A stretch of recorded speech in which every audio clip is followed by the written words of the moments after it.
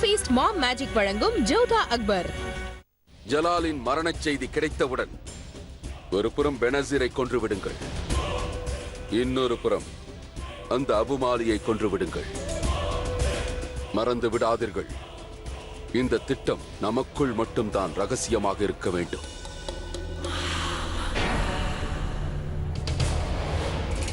எந்த விஷயம் ஆதகம் கான்? தாய், என்னிடம் பகிர்ந்து கொள்ள முடியாத அளவிற்கு அப்படி என்ன முக்கியமான விஷயம்? காஸ் பகதூரை எவ்வாறு தாக்க வேண்டும் என்று நாங்கள் திட்டமிட்டுக் கொண்டிருந்தோம். அந்த திட்டம் குறித்து தங்களுக்கு ஏதாவது தெரியுமா என்று கேட்டான். இல்லை, அவருக்கு தெரியாது என்றேன். அவருக்கு அது தெரிய வேண்டியதில்லை என்றேன். ஏனென்றால் இந்த வேலையை ஷேன்ஷாவும் தாங்களும் தானே ஒப்படைத்தீர்கள். நிச்சயமாக போர் விஷயங்களில் ஆதகம் மீது எனக்கு நம்பிக்கை இருக்கிறது. ஆதகம் கான், நீ மால்வாவை எப்போது சுற்றி வளைப்பாய்? ஷேன்ஷாவின் நிக்காக் முடிந்த பிறகு தாயே. நிக்காக் வேலையில் நான் மூழ்கிவிட்டேன் என்று பாக் பகதூர் நினைக்கிறான். ஆதலால் திடீரென்று அவன் மீது தாக்குதல் தொடுப்பேன். அருமையான திட்டம், அருமை அருமை. நீங்கள் அனைவரும் நிக்கா முடியும் வரை விழிப்பாக இருங்கள்.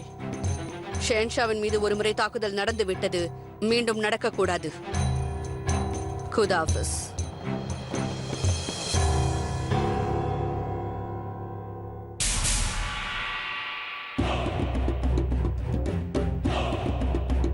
தாங்கள் ஷெகன்ஷாவை கொல்ல நினைக்கிறீர்கள், ஆனால் மகா மந்திரியார் காக்க நினைக்கிறார். ஆகையால் தான் இந்த விஷயம் என் தாய்க்கு தெரிய வேண்டாம் என்று கூறினேன்.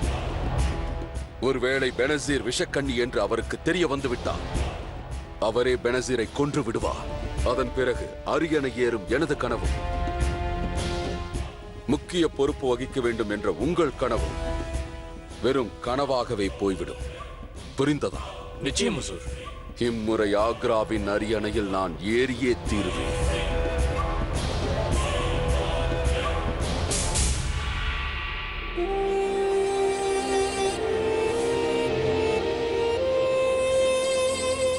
பொறாமைக்கு மிஞ்சியது எதுவும் இல்லை. ஜோதா பேகத்திற்கு பெனசீர் மீது இருக்கும் பொறாமை அவரை எங்கேயோ கொண்டு சேர்த்து விட்டது.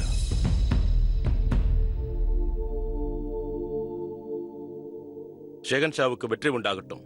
கூறுங்கள் அக்கா அவர்களே, பெனசீர் அறையை சோதனை செய்தீர்களா? அறை முழுவதும் சோதனையிடப்பட்டது ஹுசூர். இதை தவிர அங்கு வேறொன்றும் கிடைக்கவில்லை. என்ன இது? தெரியவில்லை ஷெகன்ஷா, பூட்டப்பட்டுள்ளது.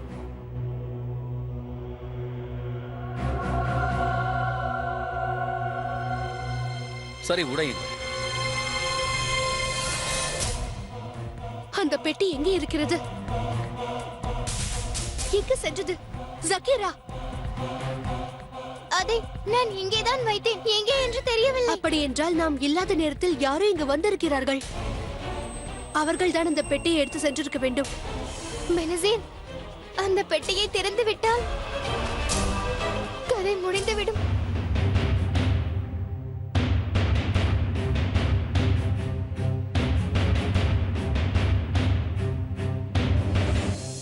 என்ன இது?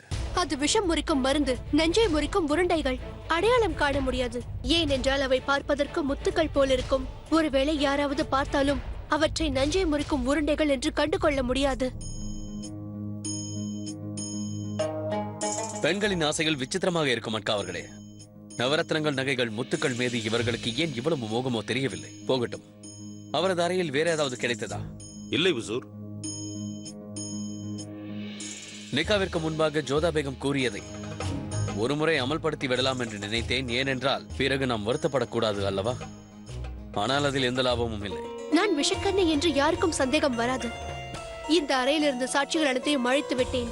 ஆனால் இவ்வாறு நமது அறையை யார் சோதனையிட்டிருப்பார்கள்? வேறு யார்? என் எதிரி ஜோதா பேகம் தான். ஆதகம் கானை அடுத்து ஜோதா பேகத்திற்கு நான் விஷக்கண்ணி என்று தெரியும். அதை நிரூபிக்கவே அவள் இங்கேயும் வந்திருப்பாள். அவள் கைகளுக்கு அந்த பெட்டி கிடைத்திருக்கும். ஆனால் அவளால் எதையும் நிரூபிக்க முடியாது. யாராலும் யூகிக்க முடியாது முத்துக்கள் போல் இருப்பது விஷமுறிவு என்று. இந்த பெட்டியை மீண்டும் பெனசீர் அறையில் இருந்த இடத்தில் வைத்து விடுங்கள். அவ்வாறே செய்கிறேன் ஷெகன்ஷா.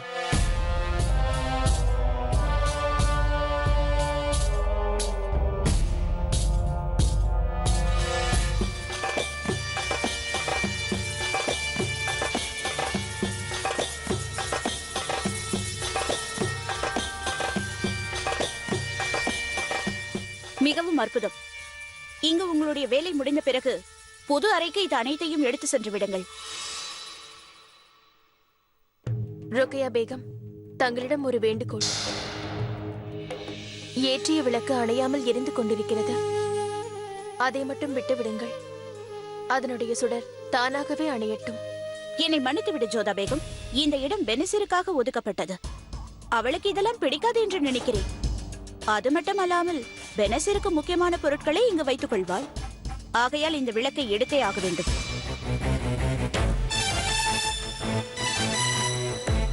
ருக்கையா பேகம்,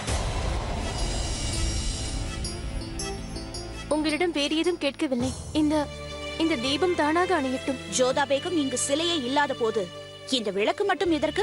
எரிந்து கொண்டிருப்பது விளக்கு மட்டுமல்ல, இந்த பிரபஞ்சத்தில் உண்டான உயிரையும் குறிக்கிறது. பல காலமாக விளக்கு எரிகிறது. விளக்கு அதுவே தானாக அணைந்தால் எந்த தவறும் இல்லை. ஆனால் நாம் அதை அணைத்துவிட்டால் அது அபசகுணமாகும். இதிலெல்லாம் எனக்கு நம்பிக்கை இல்லை. இந்த விளக்கை நான் அகற்றியே தீருவேன்.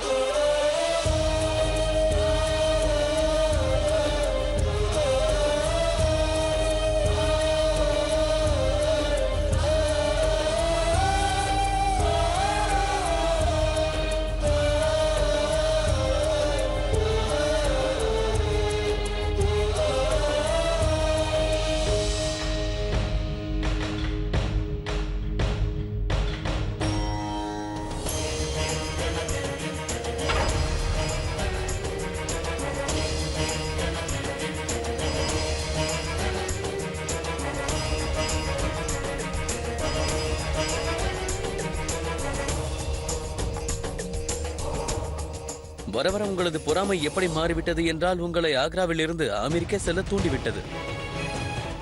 இல்லை ஷேன்ஷா, என் பெற்றோர்கள் என்னை அவ்விதமாக வளர்க்கவில்லை. நானும் என் புகுந்த வீட்டை விட்டு செல்லவில்லை. என்னுடைய அறையை காலி செய்து செல்லும்படி கோரிவிட்டார்கள். அதனால் நான் செல்கிறேன். எதற்காக அந்த அறையை நீங்கள் காலி செய்கிறீர்கள்? ஏனென்றால் அறையை இன்னொருவருக்கு தருவதாக கூறினார்கள். இதுதான் உங்கள் விருப்பம் என்றால் சரி. எனக்கு அதனால் எந்த பாதிப்பும் இல்லை. நான் கூறவில்லையே. யாருக்கு இந்த அறையை தரப்போகிறார்களாம்? நீங்கள் ஒன்றும் தெரியாதது போல் நடிக்காதீர்கள். பெனசருக்கு இந்த அறையை தர வேண்டும் என்று உங்களுக்கு ஆசை. தாராளமாக, எனக்கு அதில் எந்த வருத்தமும் இல்லை. ஆனால் பிரச்சனை விளக்கை பற்றிதான்.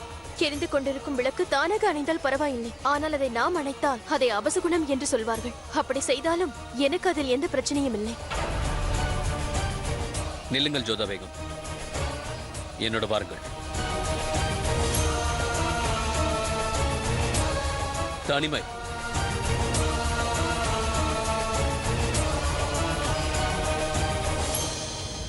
என்ன இது ருக்கையா? நான் எப்போது ஜோதா பேகத்தின் அறையை காலி செய்யும்படி கூறினேன்? நீங்கள் கூறவில்லை. ஆனால் தங்களின் வசதிக்காக நான் தான் அவ்வாறு செய்தேன். அந்த புறத்தின் முழு பொறுப்பும் என்னிடம் தானே உள்ளது. நான் நினைப்பதை செய்து கொள்ளலாம். இந்த அறைக்கு தங்கள் புது பேகம் வரப்போகிறாள். உங்கள் சௌகரியத்திற்காக உங்கள் அருகாமையில் உள்ள அறையை அவளுக்கு தரப்போகிறேன். என்னை பற்றி தாங்கள் கவலைப்படுவதை விட்டுவிடுங்கள் ருக்கையா. ஜோதா பேகம் இந்த அறையில் தான் இருப்பார்கள்.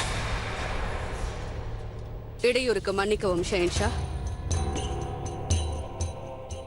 அது என்னவென்றால், அந்த புறத்தை நிர்வகிக்கும் பொறுப்பை பேகம் ருக்கையாவிடம் ஒப்படைத்து விட்டீர்கள்.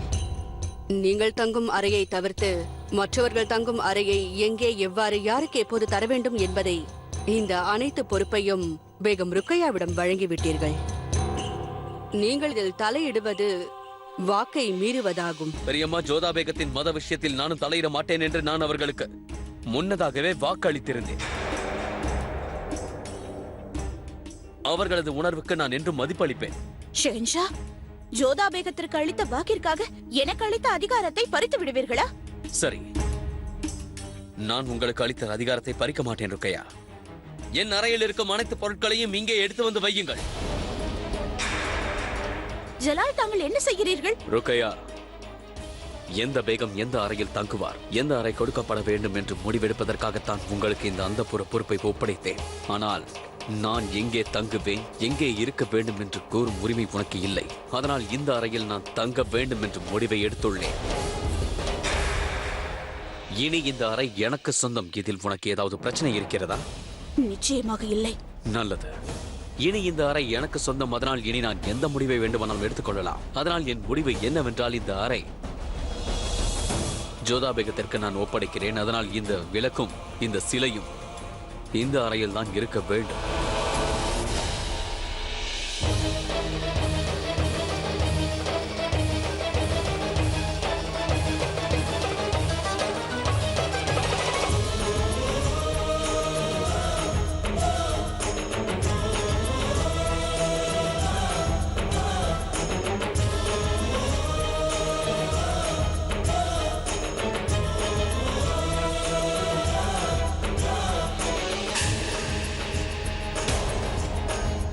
ஷெகன்ஷா, மீண்டும் ஜோதா பேகத்தின் முன்பாக என்னை உதாசீனப்படுத்தி அவமானப்படுத்துகிறீர்கள், என்னை இழிவுபடுத்துகிறீர்கள். இல்லை ருக்கையா, இல்லை.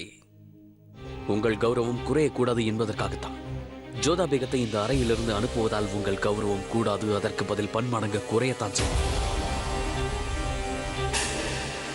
நீங்கள் திமிர் பிடித்தவள், பிடிவாதக்காரி என்று இந்த உலகம் உங்களை ஏசும். அதனால் அப்படி கூறுவதை என்னால் ஏற்றுக்கொள்ள முடியாது. ருக்கையா பேகம், உங்கள் முக்கியத்துவம் ஜோதாவை விட பன்மடங்கு உயர்ந்ததாகும். அவரை இந்த அறையில் இருந்து அனுப்புவதன் மூலம் உங்கள் கௌரவத்தை தான் இழப்பீர்களே தவிர அதனால் உங்களுக்கு எந்த லாபமும் இல்லை. நான் அவருக்கு அவரது அறையைத்தான் அளிக்கிறேனே தவிர வேறு எதுவும் அளிக்கவில்லை. உங்களுக்கு இன்னொன்றும் கூறுகிறேன், அது என்னவென்றால் நான் இந்த அறைக்குள் எப்பொழுதுமே வரமாட்டேன்.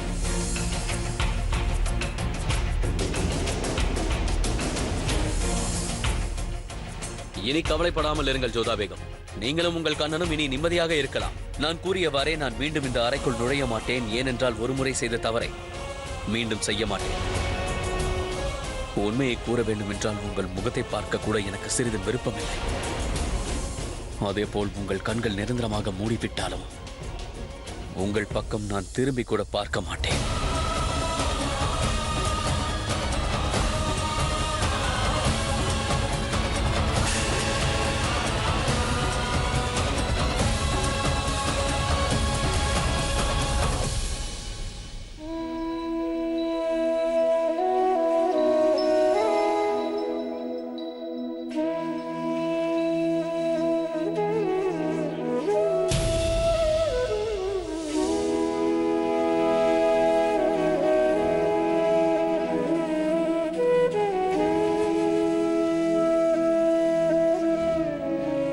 இப்பொழுது உனக்கு மகிழ்ச்சி தானே? உனக்கு உன்னுடைய அறையும் கிடைத்து விட்டது, கண்ணனின் தீபமும் அகற்றப்படவில்லை. பிறகு ஏன் வருத்தப்பட்டுக் கொண்டிருக்கிறாய்? சேஞ்சா மீண்டும் இந்த அறைக்கு வரமாட்டேன் என்று கூறியதாலா வருத்தமாக இருக்கிறதா ஜோதா? உனக்கு உன்னுடைய அறை கிடைத்திருக்கலாம், ஆனால் சேஞ்சாவின் அன்பு கிடைக்காமல் போய்விட்டதே.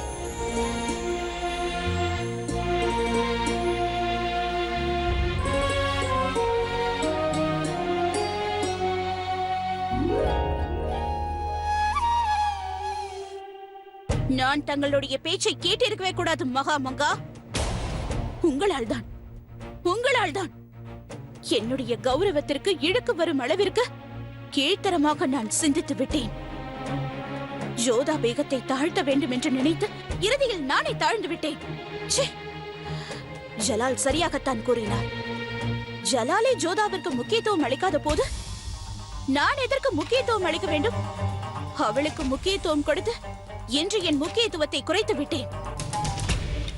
என்னை மீறி நடந்து கொண்டார் என்று ஜலால் மீது எனக்கு சிறிதும் கோபம் இல்லை, மாறாக மகிழ்ச்சிதான். ஜோதா பேகத்தை அருகில் வைத்துக் கொண்டு எனது பெருமையையும் எனது தகுதியையும் எனது முக்கியத்துவத்தையும் நிரூபித்து விட்டார்.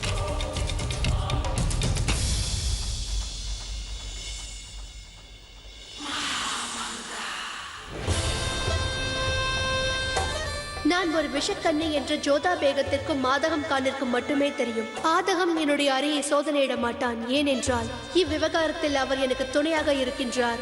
என்னை பற்றி ஆதாரத்தை சேகரிப்பதற்காக அந்த ஜோதா பேகம் தான் இந்த வேலையை செய்திருக்க கூடும்.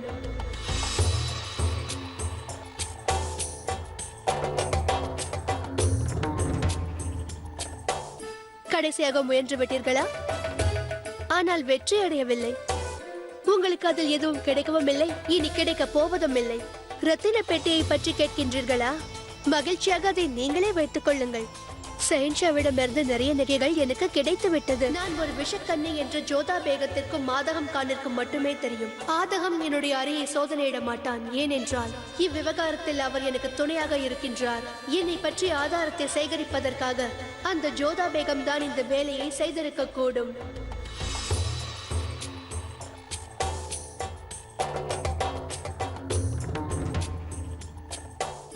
கடைசியாக முயன்று விட்டீர்களா? ஆனால் வெற்றி அடையவில்லை. உங்களுக்கு அதில் எதுவும் கிடைக்கவும் இல்லை, இனி கிடைக்க போவதும் இல்லை. ரத்தின பெட்டியை பற்றி கேட்கின்றீர்களா? மகிழ்ச்சியாக அதை நீங்களே வைத்துக் கொள்ளுங்கள். ஷெஹன்ஷாவிடமிருந்து நிறைய நகைகள் எனக்கு கிடைத்து விட்டது.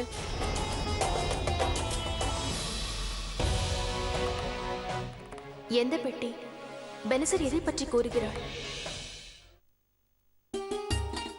பெனசர், உனது நிக்காவாக இருப்பினும் உனது வீட்டார் யாரும் இதில் கலந்து கொள்ளவில்லை. அந்த குறை உனக்கு ஏற்பட நான் விட மாட்டேன். நானும் மகாமங்காவும் உனது வீட்டார் சார்பாக இங்கு இருக்கிறோம்.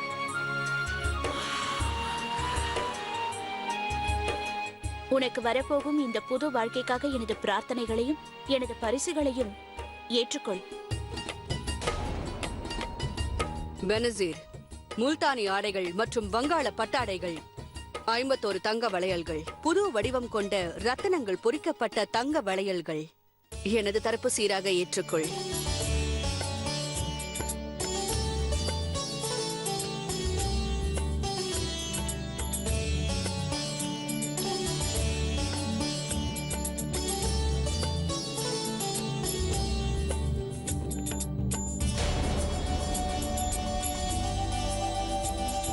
உங்களுக்கு எவ்வாறு நன்றிகளை கூறுவது என்றே தெரியவில்லை மகாராணி அவர்களே. நீங்கள் முகலாய ராஜ்யத்திற்கும் ஷெஹன்ஷாவிற்கும் முக்கியமான மகாராணி. நீங்கள் இந்த அடிமைக்கு எவ்வளவு மரியாதையை அளிக்கிறீர்கள். என்னை பேகம் என்று அனைவரும் அழைக்கலாம். ஆனால் என் வாழ்க்கை முழுவதும் உங்களுக்கு ஒரு அடிமையாக இருந்து சேவை செய்வதே என் கடமையாகும். உங்களுக்கு நான் தலை வணங்குகிறேன். மிக்க மகிழ்ச்சி பெனசர். நான் இப்பொழுது கூறப்போவதை நீ மனதில் வைத்துக்கொள். இந்த அந்தப்புரத்தில் இருக்கும் எவராலும் உனக்கு எந்த பிரச்சனையும் வரவே வராது.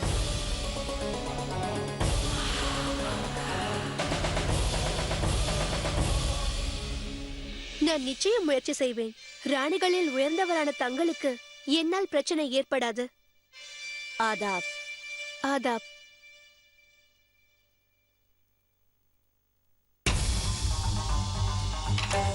பார்த்தீர்களா சலீமா பேகம்? எனது மகத்துவம் ஒரு தாசிக்கு கூட தெரிந்திருக்கிறது. என்னிடம் எப்படி பேச வேண்டும் என்பதை அறிந்திருக்கிறார். ஆனால் சில படித்தவர்களுக்கு பேகமாக இருந்தும் அறிவே இல்லை. தனது முக்கியத்துவத்தை வளர்த்து கொள்ள ஷெஹன்ஷாவிடம் அல்ல என்னிடம்தான் பணிந்து போக வேண்டும் என்பதை அவள் நன்கு புரிந்து வைத்திருக்கிறாள். ஆனால் சில மூளை இல்லாதவர்கள் ஷெஹன்ஷாவிடம் இல்லாத இதயத்தில் இடம் பிடிக்க நினைக்கிறார்கள். நான் முக்கிய ராணி என்பதை மறந்து விடுகிறார்கள். எனக்கு முன்பு தலை நிமிர்ந்து பேசினால் அவர்களின் தலை பறந்துவிடும் என்று பொருள். இந்த அந்தப்புரத்திற்கு தாசிகளும் பேகங்களும் வந்து சென்று கொண்டுதான் இருக்கிறார்கள். ஆனால் நீடித்திருப்பது எனக்கும் ஜலாலுக்கும் உள்ள உறவுதான், எங்கள் நட்பும் தான்.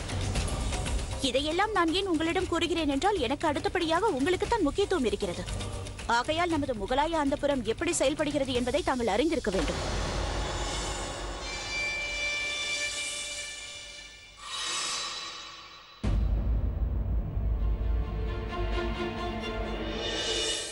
அண்ணியாரே, சடங்கில் மாமியார் மருமகளுக்கு மருதாணி இட வேண்டும். அதன் பிறகுதான் சடங்கு ஆரம்பிக்கும். அவ்வாறே ஆகட்டும். ஜிஜியங்கா, ருக்கையா பேகம், ஜோதா பேகம், சலீமா பேகம், ஜாவிதா பேகம், மகாபாரா பேகம் மற்றும் ரஹாத் பேகம் அனைவரும் இச்சடங்கில் பங்கேற்பார்கள்.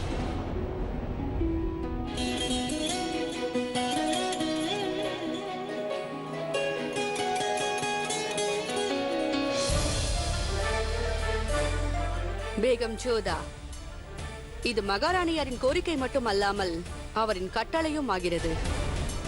இங்கே வாருங்கள், வந்து சடங்கில் பங்கேற்றுக் கொள்ளுங்கள்.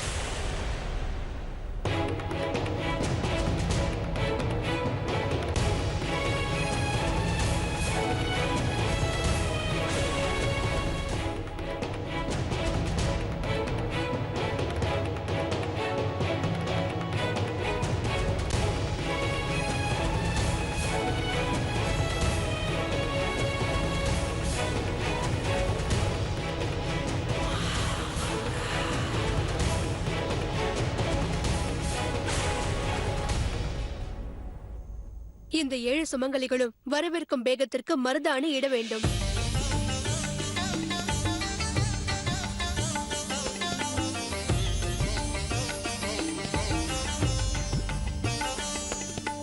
வாழ்த்துக்கள்.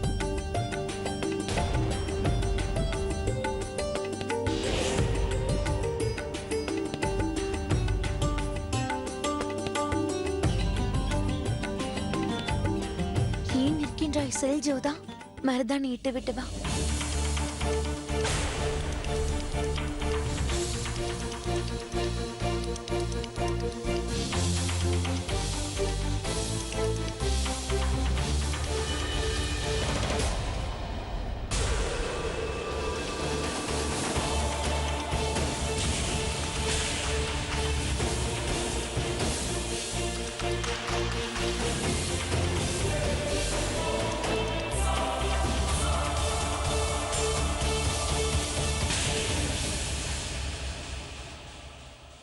நன்றாக தானே இருக்கிறாய்? ஆம், நன்றாக இருக்கிறேன். உன் கையில் மருதாணி ஒட்டி உள்ளதே.